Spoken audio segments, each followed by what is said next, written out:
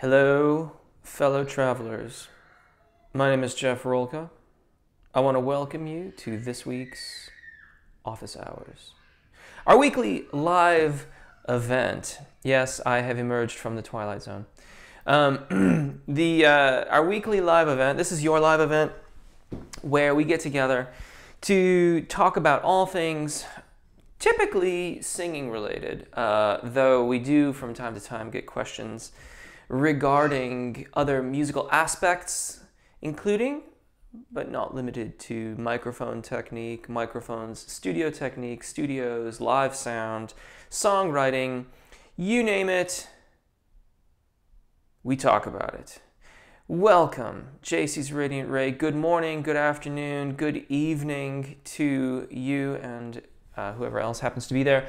Happy Earth Day. I was going to mention that it's Earth Day. As is my way, I was going to suggest we all put on our Earth Day suits. Ha, yeah, it's a horrible pun, but I do enjoy puns. In any case, hello Natasha, hello Fly Crazy Sexy Cool user ID, hello Striker, great observation this week in the comment section. That was really cool for you to chime in on that. Sergio, good morning from Los Angeles. Nanette, happy Earth Day to you. Heidi, hello Heidi. I hope everything is well. Jennifer, good morning to you. Good morning everybody. Happy Earth Day. The chat is clearly open, so please feel free to chime in with whatever question is currently on your mind or you've been thinking about. As I am fond of saying, if you're wondering about it, I suspect someone else is wondering about it too, and we can all benefit from that. Hello, Jay. I think I said that. I'm not sure if I did, but it might be just because you said that again. But hello, Jay. Welcome to the live event. I had, actually, M. Valentine. On a scale from 1 to 10, how good of a singer is Lana Del Rey, in your opinion?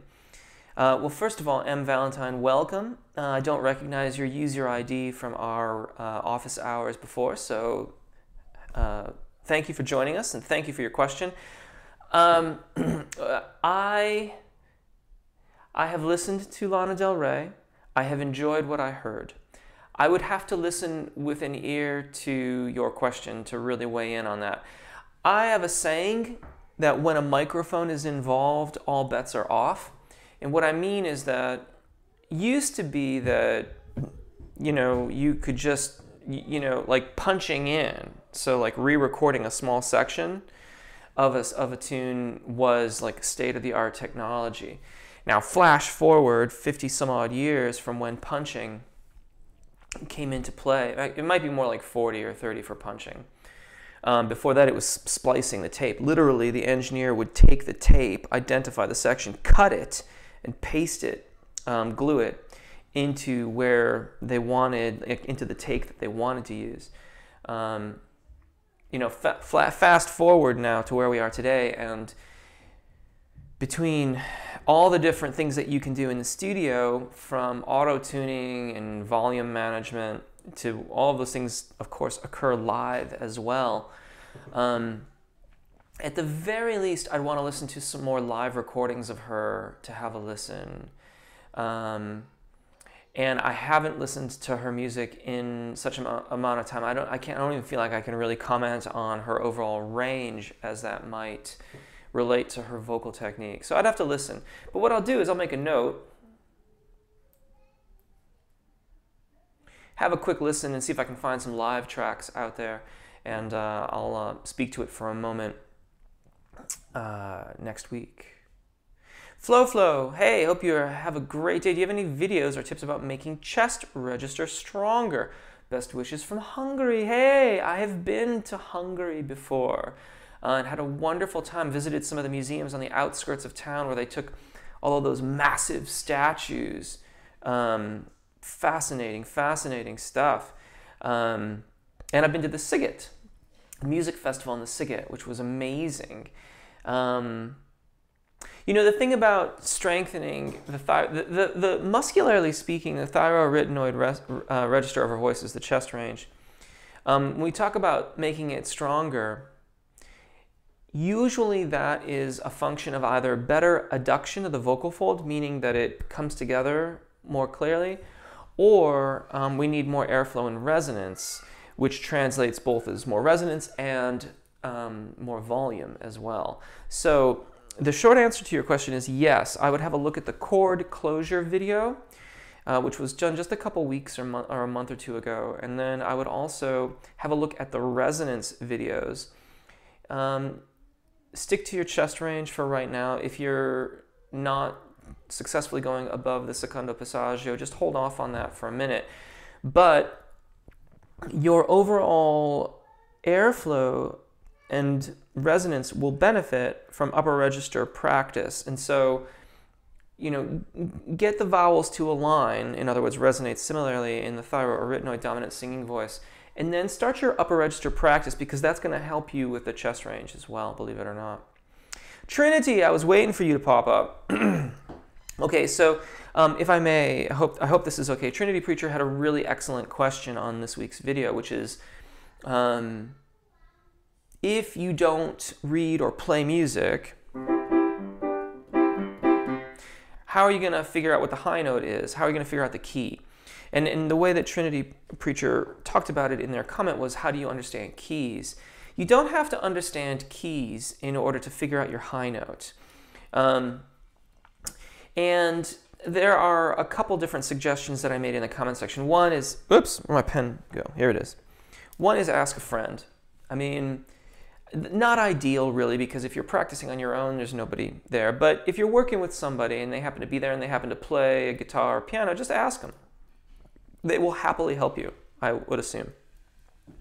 The next one becomes, get yourself, and this is, we're starting to get into sort of coping techniques here. These aren't ideal, but they're going to get you going and they're going to help you identify the pitches. So there are lots of free apps that are available with pianos, like if you have a smartphone or if you have a tablet of some kind, and get a piano app that will let you hunt and peck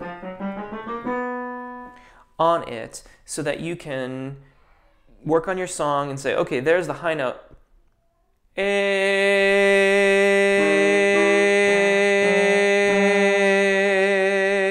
And hunt and peck on your app until you hear the match.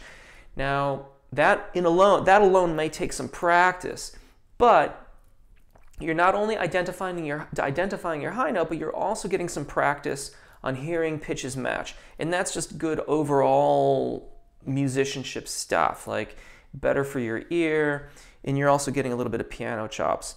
Most of those apps will tell you the names of the notes as well. A third way to work on identifying these pitches is to either via an app or a dedicated chromatic tuner. And chromatic tuners are very inexpensive these days, and apps can be free. And, you know, same kind of scenario, except you're going to go, turn the app on, and it will tell you the pitch that you're singing. And that way you know where your top note is and what you need to do. Now, that doesn't necessarily help you with the videos. On my channel, you'd have to do the same thing for the videos to find out the high note that you need to go to. But generally speaking, the videos, if they're not full range, stop right below the secondo passaggio. So for a baritone, they're going to stop around C4, D4. For a tenor, they're going to stop around F4. For an alto, they're going to stop around A4. For a mezzo, D5. For a soprano, around F5. If they're full range, they go beyond that point.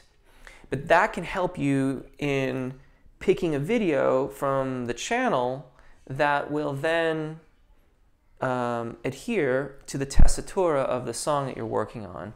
And Trinity, I hope that helps. I feel all of these things work together. So the more that you do this stuff, it may be frustrating at first, you know, having to identify the pitch that your high note of your song is on.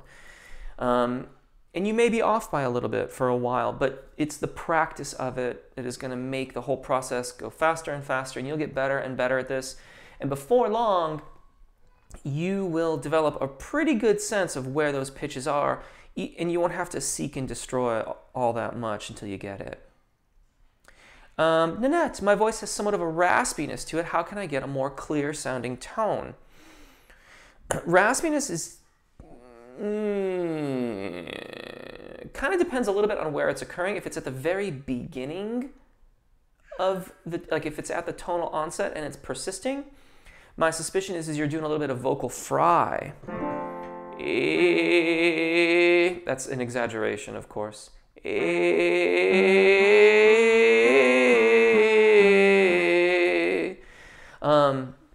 If it's occurring later on, then you are quite likely really engaging the thyroarytenoid dominant muscles, and it's causing a little bit of abduction, a little separation. And then you're getting that ligament vibrating again. The short answer to this is start with short pitches and looking for a balanced tone. Wee, wee, wee, wee, wee. If it's too gripped, wee, wee, wee, and it's getting a little raspy on you, back off. If it's too light, wee, wee, wee, you can get that raspiness too. Try to be balanced. Start in the most comfortable part of your chest voice, your thyroarytenoid dominant singing voice, and limit your range in this practice. Like whatever the rest of your practice is, just give yourself a little bit of a free pass here. Stick to a small little amount of range so that I'm just checking make sure the signal is okay here.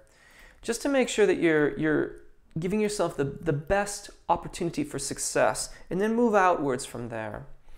And hopefully that will help. Leonard, eat. Hello, can you demonstrate how to sing high notes in an E vowel? High is relative.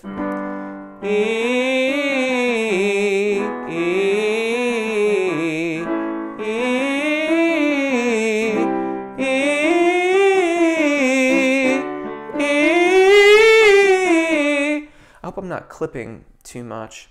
I don't know if that's high enough or not. That's above my secondo passaggio. You can kind of hear my break in there because I haven't warmed up. I know it's kind of shoddy on my end.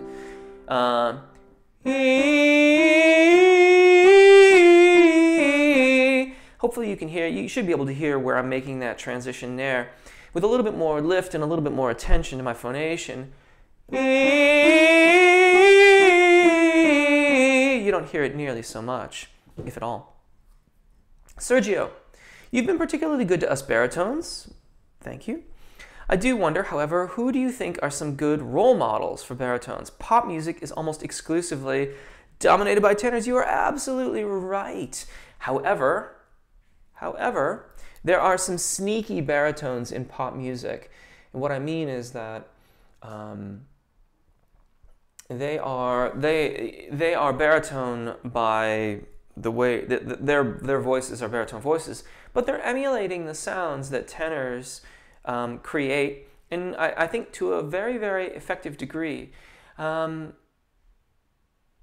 know, he's not really the most amazing at covering it up, because he really does sing with a lot of baritone affectation in his voice, though he does sing notes that are in the tenor range, which is Eddie Vedder from Pearl Jam. He's a baritone, but he definitely ventures into not like super uber tenor range, but a little bit. And he does put on a lot of the affectations of a baritone vocalist when he's in ranges that are really, really favorable to baritones. More of a sneaky baritone is Billy Joel. I talk about him very frequently, and I think he does a really, really good job of masquerading as a tenor in his music. I'm trying to think of other examples of that.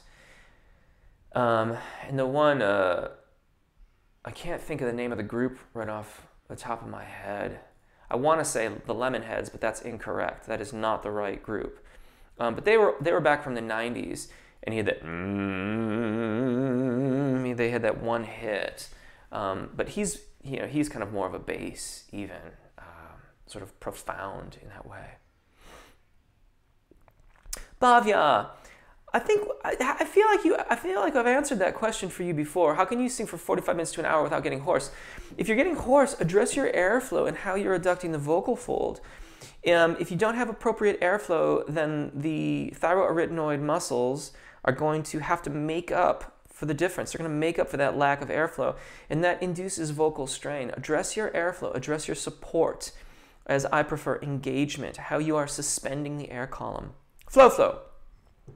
Another question, do you have any tips for people who record vocals at home with starter kits? Awesome that you went to Hungary. That's fantastic. Hope you come back soon. I would love to. I really enjoyed it. The Siget was awesome, and that you have like one of the doesn't Hungary have like the world's earliest subway system? It's not very long, and it's maintained in kind of its original state. It just goes like, it's like a straight line that goes for a couple hundred yards or something, and then it comes right back. But I seem to recall that, if I'm not mistaken. Yeah, like there's all kinds of different things about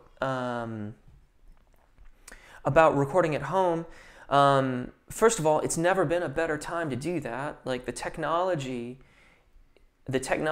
and the affordability of like inexpensive but incredibly high quality microphones and equipment and preamps is all there. First and foremost, I would learn about gain staging and how your microphone operates. I would invest as much as you can in a quality studio condenser microphone of some kind. But if possible, I would try them out before you do so. Use a pop filter. If you don't have like a quiet room or a way to mute the room that you're in, just use a reflection filter, which are those big things that come around the sides of your mic, or build your own. They work incredibly well. And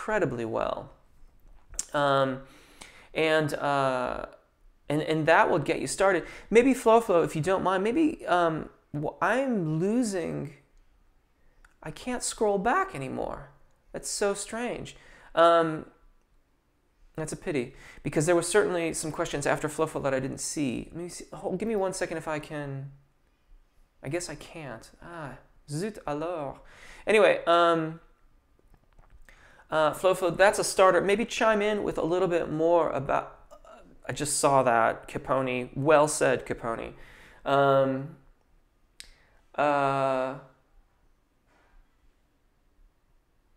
Chime in a bit more. Can you be more specific? Microphone side, setup side, preamp side. Give me a bit more what you're working on.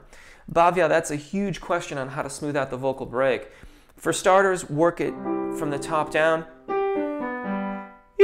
You. Then up. You. In those exercises, you're really just learning how to use the muscles. When you can do that reliably, start doing an arpeggio. You, and practicing that descending. That'll get you started. There's a lot of videos on how to smooth out the break. They come under the titles of like how to sing in head voice. Check those out, and they can get you started. It's the same techniques I use. Marco, how to warm up quickly to reach a G3. That shouldn't take much warm up at all for baritones or even a baritone range vocalist. That's going to be more or less comfortable. I guess it's not entirely in your chest voice, but still, it's pretty much there. It's getting on towards the zona de passaggio, but if you're finding that challenging, I wonder about just your overall body wake up. Like, get your body moving and get some blood flowing. And in the daily warm up, there's some airflow, like engagement exercises that I do right at the very beginning of it. those would be a great help to getting that going. Flo, thank you very much. Much appreciated. You're welcome. Nanette, any ideas as to why my voice is a little raspy? Well, I mentioned that a little while ago. It's likely that you don't have ideal adduction of the vocal fold, and so the ligament is vibrating a little bit more. That is typically referred to as vocal fry. And I mentioned about how to work on that too. So I'm afraid you might have to wait until this is over in order to go back and have a look at that. You're very welcome, Trinity. My pleasure. Fly Crazy Sexy Cool. Hey Jeff, you have helped me grow astronomically. That's awesome. You have helped me bridge my head to chest, which was a major struggle for me. I am now growing my range A1 to E6. That's quite a range. That's quite a range. You know, above E6, depending on your fosh, then you're certainly getting into whistle tone range. I would at least focus on your airflow and just pay attention to how your vocal strain is coming along. You don't want to strain too much. Whistle tones cover, the epiglottis is covering the vocal fold, so it's really difficult to say what's going on. And I must admit, I am not particularly well versed in how to instruct in that. So yeah, above E6, stay supported and don't strain would be unfortunately about the best I can do for you right now with that. Capone, when more, did I lose your Dietrich? No, there it is. Capone, when more air or direction to nose, I can sing easier higher. Sound is thinner. Not recorded yet, by which sound, so just playing with it. What happens?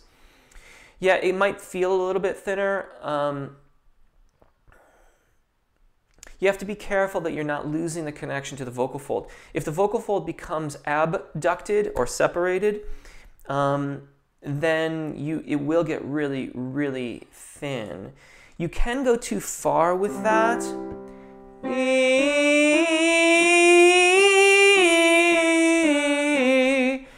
And in that instance, you've just got far too much forward resonance, and it's overbalancing the connection to the regular oral cavity and the vocal fold.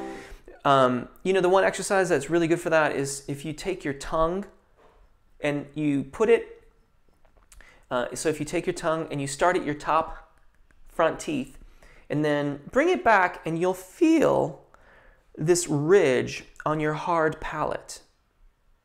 Okay?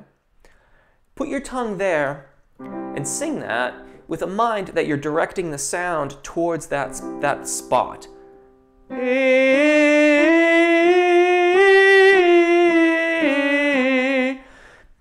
It will obviously sound a little bit funny at first, but when you take your tongue back down and sing it again, you can find that you get a much more balanced kind of phonation. I have to, apparently, I don't know why I can't scroll back. I used to be able to scroll back to see earlier comments, but they're scrolling off the screen. So if I miss your comment, I really apologize. I do try to get absolutely everybody. I've got Jay here. I can't for the life of me get over the fear of my family hearing me sing. I want to start a singing YouTube page, but I can't record if I think they'll hear me. I like my voice a lot, so I don't know what to do. Well, okay, this short term, super short term, get started. Find someplace else to do your recordings. So I don't know if you're mobile or not, but I don't know where you live, but there's almost certainly a rehearsal facility that you can rent by the hour. It won't be expensive. Like it might be, you know, 10, 15 bucks or something like that. But get started. Go there and do that. Another short-term solution, figure out when they're not going to be home. Or, you know, like if everyone's going to the store or the grocery store, you know they're going to be gone for an hour. Ask if you can stay home. I don't know if you're old enough. It seems silly to say, but I don't know who you are. I don't know if you're old enough to stay home on your own. If that's appropriate, then do that. And do your recordings then and then upload it. Get going. Get started. It is an awesome time to be doing these things. the longer term thing here is that you're going to have to, at some point, I want to encourage you to, I shouldn't say the word you have to. You don't have to do anything. It is totally up to you. But I think that they would be excited, and I think they would be incredibly supportive. I don't know them, but and I could be totally wrong, and I hope I'm not, but I would think that they would get behind you on this. And at some point, I would try to figure out what would be a good situation where you could show them your work. You know, maybe do a couple videos and get things going, and then bring them in and see what happens. There's a lot more longer term things that you could consider, but I feel like I gotta get going here because as things scroll away, I can't come back to them, and I don't know why that is. Trinity, thank you. Truly, God bless you and your house, and Jesus, you're amazing. Thank you very much. I really appreciate that. Capone, Sergio Garcia, at Sergio Garcia, best baritone was Dietrich Friedrich Dieskau. And now to be true, now he did say in popular music, so, you know, I didn't think about that, but I don't know if I would have mentioned him before, but you're right, Capone. Astounding. Astounding. Also, Benjamin Britten often worked with a baritone vocalist, Peter Pears. Peter, and he's astounding as well too. Gorgeous. Not entirely classical, not entirely popular. Beautiful, beautiful. Michael Akua. Hey Jeff, so nice to be here again. Yeah, welcome. It's good to see you pop up. JC's Radiant Ray. I'm working on singing with a well-supported chest voice. However, I find when I do so, my voice loses some of its sweetness. My voice becomes brassy sounding to me. Please help. So that becomes an issue of balancing resonance. And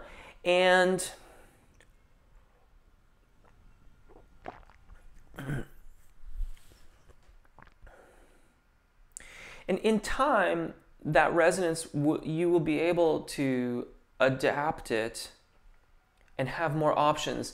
I think the thing with learning to use our chest voices is that oftentimes if we've learned to sing where it's a partially adducted system or abducted, Marco A, I'm not going to miss that one. We don't have the option of being more full voiced. But once we learn to have a balanced phonation throughout our ranges, then we develop more options. So it's about having options, because you can almost always revert back to but if you haven't come to a neutral phonation position, the gray areas in between become less likely.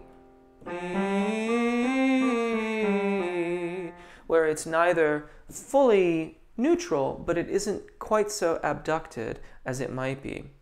Of course, the other side is available too.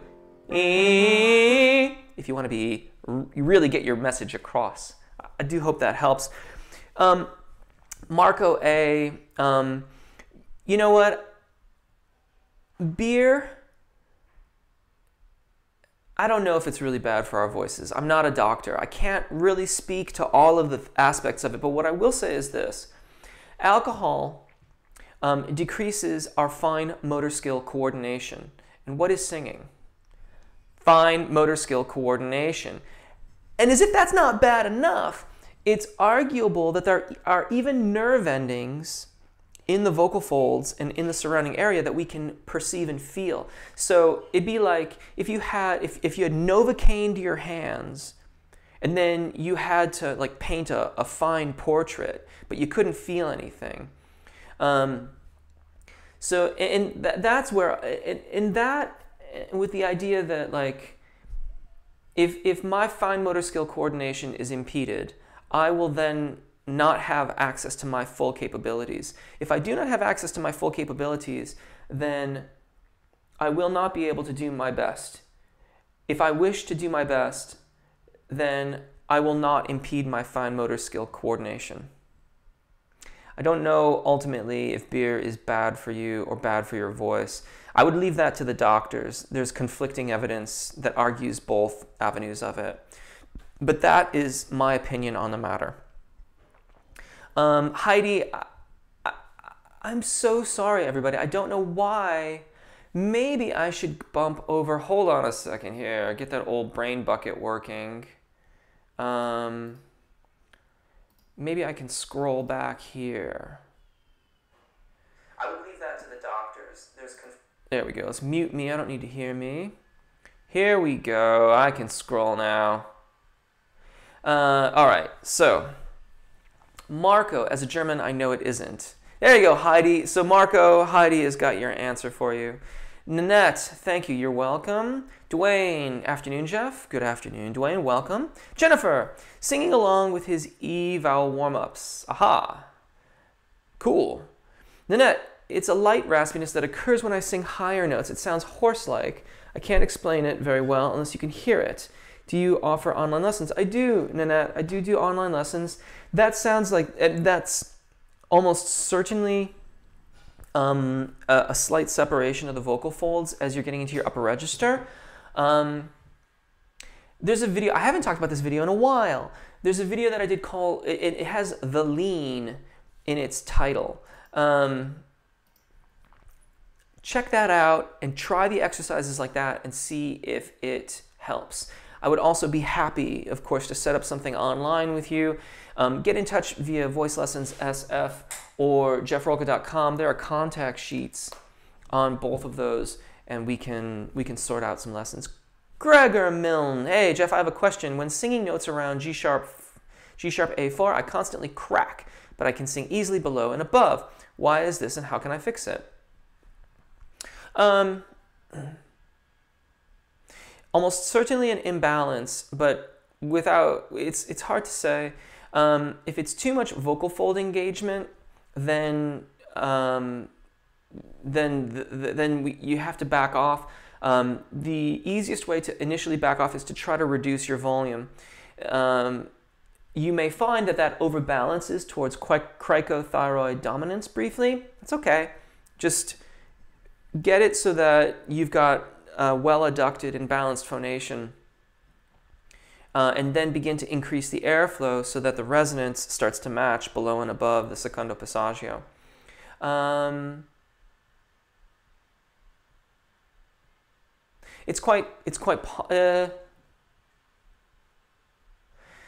Yeah, you're in between things in that at that particular area you are right at the cusp of another transition in the male voice. And so you may also just need a little bit more overall airflow. Though if you're fine above, it would seem that you have that kind of airflow. So it may just be that you're holding on too much through that transition, and that's causing the vocal fold to separate a little bit. So try backing off the volume. Maintain your engagement, however. We have to make sure that engagement stays as supported as possible, so that you can keep things adducted and moving on. Chris, hello everyone. Striker at Marco. Alan Valenzuela, thanks for your videos, Jeff. They're great. Thank you. You're very welcome. Sergio, thank you. We'll be looking closely at Billy Joel. There you go. Floflo, yes, that's true. We have the earliest subway and it still looks the same. There you go. Chris, what vocal exercises can I perform when my throat is sore? Or do I wait till its soreness is gone? Okay, first of all, if you cannot vocalize over the secondo passaggio, then you need vocal rest. So take that time off. I would say that if you can vocalize over the secondo passaggio, be very gentle with your voice. So the gentle warm-up is really good. I would primarily stick to the thyroarytenoid dominant singing voice, your chest voice. If you really must work on your upper register, I might be a little bit more forgiving of the timbre such that it could be more cricothyroid dominant.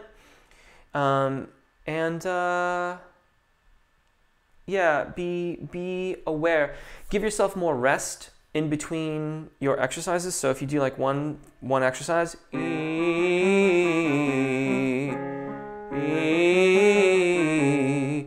give yourself a little break, because oftentimes when we're sick, it's just our overall energy is down and we don't have the energy to adequately support and maintain our voice and vocal production properly. Eduardo, I missed your videos so much, Jeff. I couldn't watch them these last months because of university. Nice to know that you still an amazing person as always. Thank you for all you do for us. You're very, very welcome. Thank you for your kind words. I really, really appreciate it. Jennifer. Indeed, this is, I don't know if you can see that or not. I don't want to dump it on the piano, but there's a little bit of coffee still left in there. Yep, this is gone. This is gone from the pre-nighttime ritual to the coffee clutch. Cheers. Karina, hello, Karina, welcome. Jennifer Montez, hi, Karina. Flo, I have the proper gear for recording, not professional but decent, very cool, but I find it hard to be perfectly in tune on record as I'm used to singing live. That sounds to me more like a headphone issue. So you got your studio monitors here. I would experiment with your overall volume. If you I would start by reducing the volume as much as you possibly can while still staying in time with the music. If we try to push a little bit, then we typically go flat, we go out of tune. So get your volume down so that you don't push. Another thing, if you're not doing this already, one ear on, one ear off, or partially on. I've gone so far as to like try to get these things so that like I have them kind of just sort of in the vicinity of my ears. And in those cases, I'll turn the volume up a little bit more. More subtle than that is that if you've got a large diaphragm condenser microphone, so a big old thing in front of your face, it can be very difficult to sing past it. We often look at that and it captures our attention and we sing to it, but we want to sing past it. And so I don't have a microphone handy. But let's pretend that this is a large diaphragm condenser microphone for a second, okay? It kind of looks like a 414 anyway. So normally you would have it set up so that these 414s are side address, so you'd be facing this, and you would have it here-ish, pop filter in front of it. For my last several recordings, I've actually been singing to them like this. So I remove the pop filter. I don't use a pop filter. And I orient the microphone, and I don't use a 414 for my vocals, but whatever it is you're using. And then I direct the diaphragm at my face, but I put it at an angle and I sing past it into either the empty room or the reflection filter. And I really, really like it. It works really, really well for me. The best thing about a home studio is you can experiment. So you can try those things and you can dismiss them, or maybe you might find that they work and you can implement them. But I would, yeah, I would start there. And especially if you're used to singing live, having that mic in your face that you're singing to can be very, very difficult. Karina Chen, do you have exercises that concentrate on compression? Depends on your definition of compression. If you're meaning subglottic pressure, such as suspension, well, basically all the airflow exercises on the channel are directed at that. If you're meaning proper adduction of the vocal fold, you could certainly start with the chord closure video and then apply those principles to the warm-ups because they're meant to all inform one another. Additionally, many of the warm-ups begin with the E vowel, and that vowel in most vocalists results in better adduction of the vocal fold, better chord closure. If that is not the case for you, then there are others that are on the channel that start with A, and that is almost always the next one in line for vowels that assist in vocal fold adduction. So yeah, but you know, again, it depends on your definition of compression, and that is not a word that I use in my teaching to mean what I think it means in the arena of vocal pedagogy. But I'll have a look at that actually and see what I think. I know I've looked it up in the past, but it's just not part of my vernacular.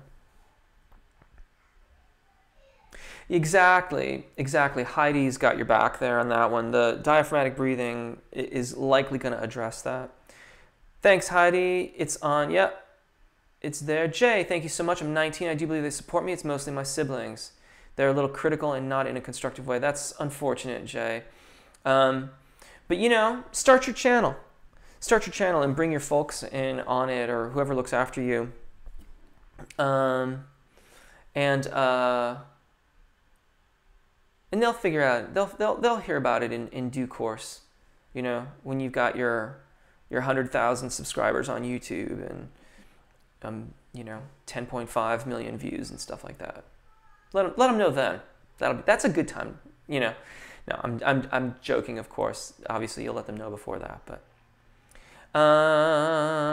Stuck, no back rolling. Yeah, I know. I couldn't do that either, Capone. Striker Kane, remember your audience wants to hear you. That's a good thing, right? Family can be rough at times, but I ask mine to be that way. There you go. That's a really, really good piece of advice Striker has for you, Jay. Capone, not anymore stuck. JC's Radiant Ray, I can still scroll up. So far, you haven't missed anything. Good. Yeah, actually, I switched over to a different page as well, so I can scroll around a little bit more. Hey, Monsieur Maubey! JC's Radiant Ray, thank you for your response. I do not seem to be able to maintain mask resonance while in my chest voice. I will keep working on it. Exactly.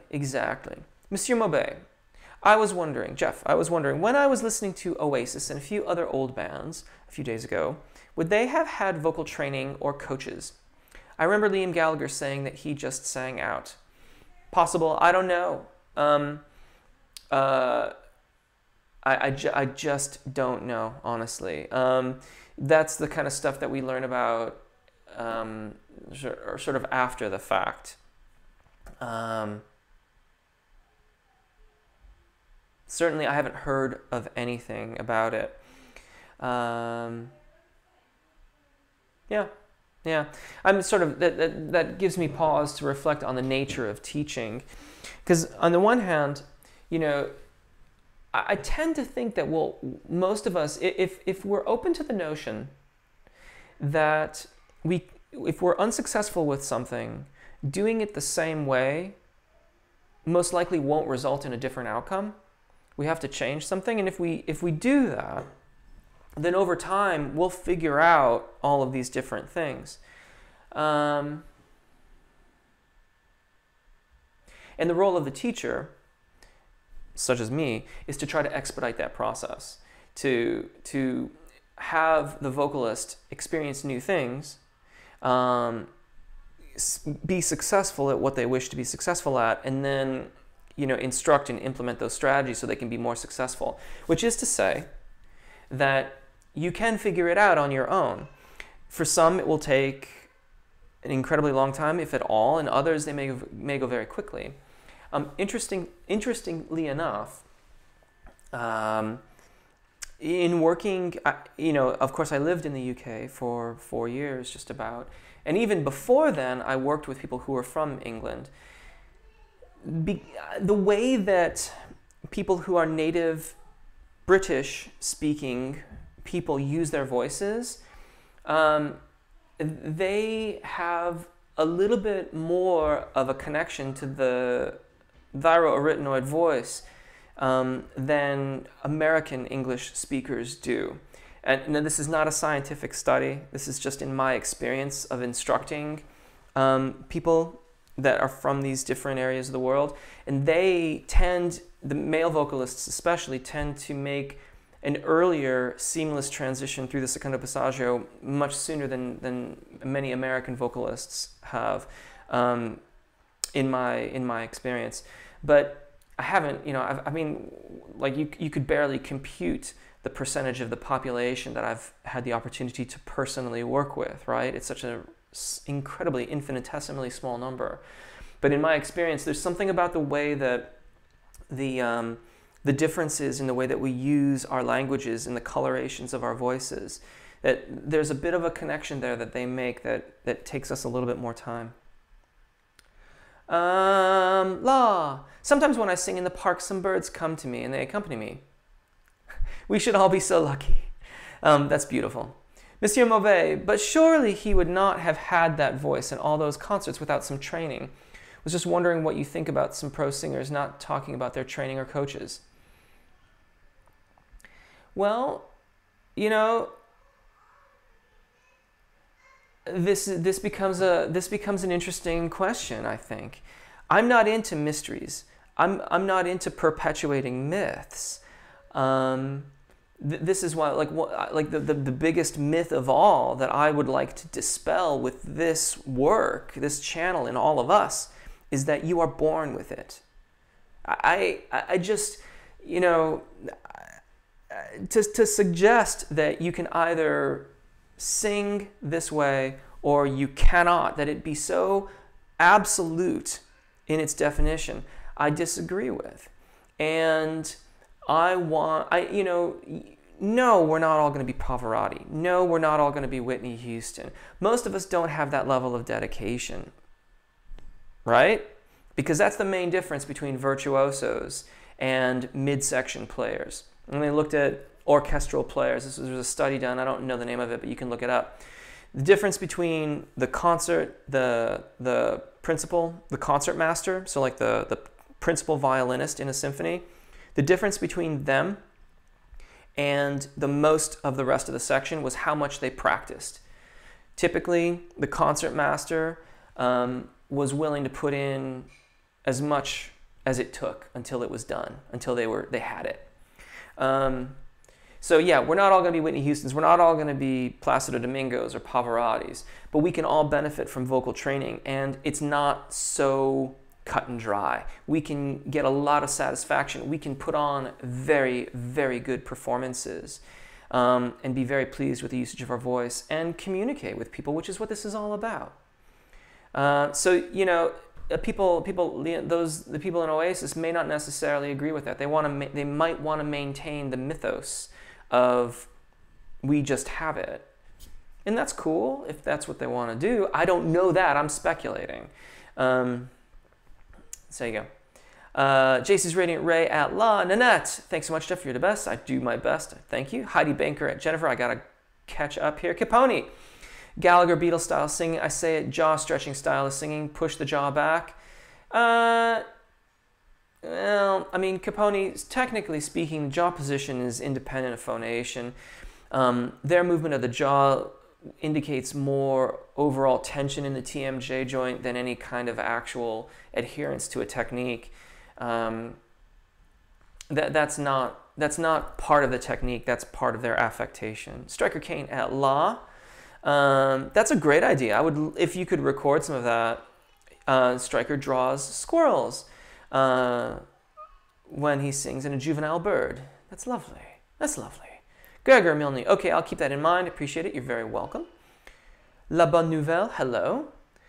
Paulos. I just want to say thanks, my friend, for all the material that you provide us. Greetings from Greece. You are very welcome. Thank you for joining us. 5280 Coaching. Thank you for mentioning this. I thought that YouTube changed that, but apparently not. Apparently you have to hit the bell or something on the notifications in order to get notified when new stuff from a channel comes up. So if you're subscribed but you're not being told when the new videos come out, you gotta ring the bell. Flo, super, thank you so much. You're very welcome. Messager de bonne nouvelle. My problem is that I sing with the head closing. If you're a little bit denasal, then you may need to practice head closing. If the soft palate is lifting so much that you're denasal,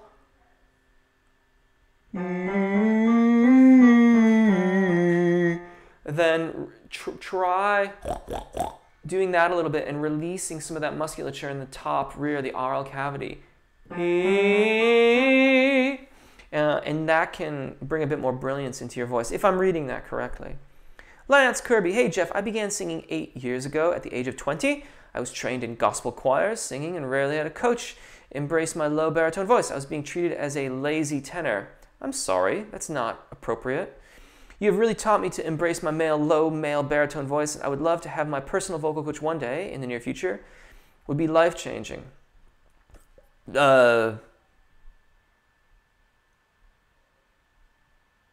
I'm not sure. Well, in any case, I'm not sure what you're saying. If you're looking for, if you're interested in getting some coaching with me, you can get in touch via the websites. But man, I often go off on tangents about how much I love this part of this voice and that part of that voice.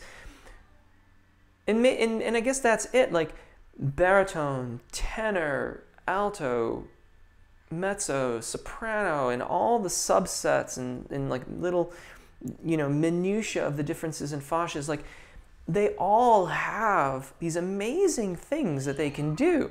There are things that you can do with your voice that I will never be able to do because of my fascia, and vice versa.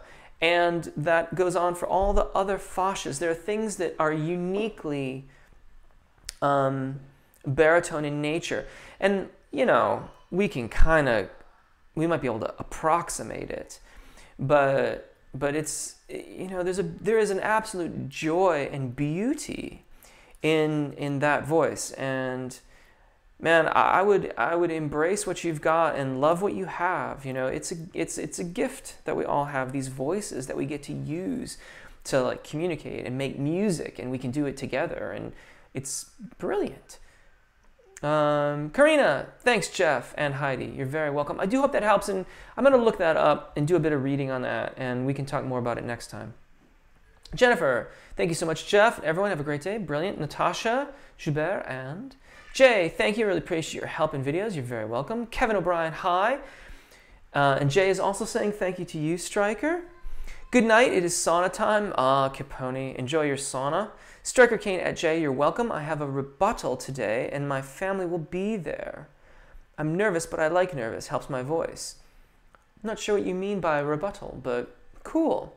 I've actually somehow caught up, and this is brilliant. I feel like there was something I meant to mention that has slipped my mind, but please, if you've got a question, please jump in and let me have it, unless my clock is stopped. I don't think my clock is stopped.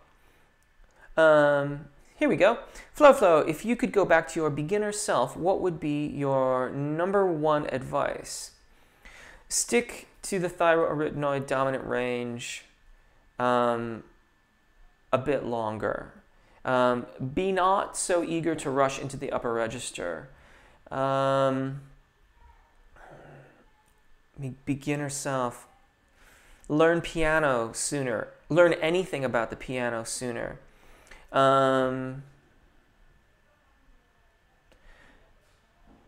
Don't take what your teachers say for granted. Do your own investigations, especially now. I mean, the internet is amazing. There's so much information. There's a lot of conflicting information, and there's a lot of information that isn't well vetted. As I'm fond of saying, don't take my word for it. Do your research and come back and let's talk about it. Those would be at least a few things to start with. Bishy J official, what is the safe way of belting, especially in the higher range? Okay, so first of all, if it's mixed, it's not belting. Okay. If it's cricothyroid dominant, which is commonly referred to as mixed voice, and I don't use that term in my teaching in the same way, then it's not belting. If you're belting by, again, and there are dissenting views on this, belting by my definition and Richard Miller's definition and the definition of many others, is to force the thyroarytenoid dominant singing voice to go higher without allowing the cricothyroid muscles to begin to elongate the vocal fold and influence phonation. So by that definition, there's no mixing involved. You're forcing the thyroarytenoid muscles to maintain phonation. As a general rule of thumb, I limit belting to a major second above the secondo passaggio. So locate your secondo passaggio, that is commonly referred to as the break. Do not exceed a major second in general. If you exclusively use belting, by that definition, then I feel like you risk premature vocal fatigue and possibly greater problems, the very least of which will be that you may need more time off from singing. If you incorporate that into a balance of other techniques, so you can make the transition into your upper register and be in cricothyroid dominant singing voice. You can choose to belt from time to time. Maybe you do a sort of falsetto tone production above the secondo passaggio, where the vocal folds are somewhat separated. You have a partial adduction, you have abduction of the vocal fold.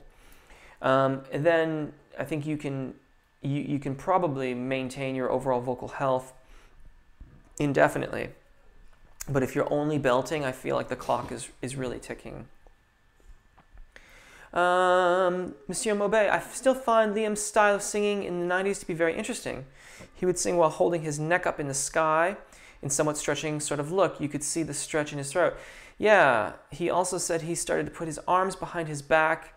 As he said, this gives him more power and aggression in singing. All very interesting, but he did sing mostly from his throat and not diaphragm. Okay. Oh, recital striker. I see. Okay.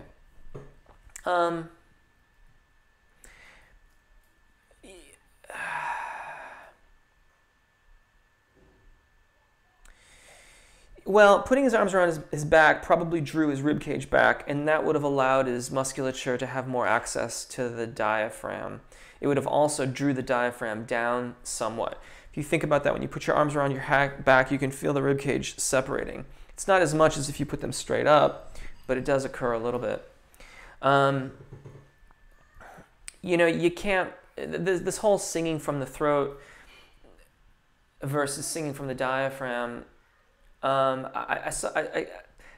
not particularly fond of that way of framing things, because if your diaphragm isn't involved, then you're not breathing. Like the diaphragm has to be involved in inhalation and exhalation.